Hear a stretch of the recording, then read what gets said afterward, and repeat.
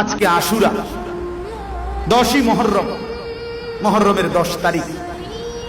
এই আশুরার এক নাম্বার কথা, ছোট্ট কয়েকটা কথা বলে শেষ করছি। এক নাম্বার কথা হলো, আল্লাহ নবী সাল্লাল্লাহু আলাইহি ওয়াসাল্লাম বলেন, আফদালুস সিয়ামি বাদা রমাদান শাহরুল্লাহিল মুহাররম।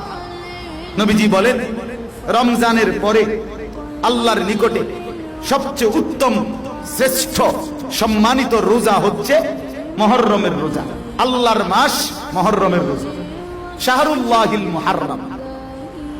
এজন্য মুহররম মাসের নফল রোজা রমজানের রোজার পরে আল্লাহর নিকট খুব দামি।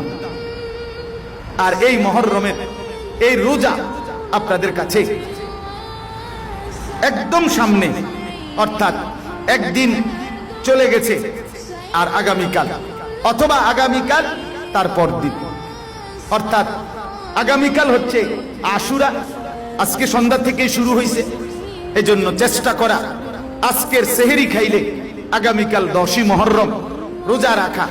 এটা রাসূলুল্লাহ সাল্লাল্লাহু আলাইহি ওয়াসাল্লামের সরাসরি আমল, নবীজির আমল, এটা সাহাবায়ে কেরামের আমলে। সমস্ত সাহাবী আশুরার রোজা রাখতেন। আল্লাহর নবী সাল্লাল্লাহু আলাইহি ওয়াসাল্লাম মদিনায় হিজরতের পরে ইন্তেকাল পর্যন্ত আল্লাহর নবী আশুরার রোজা রাখছেন।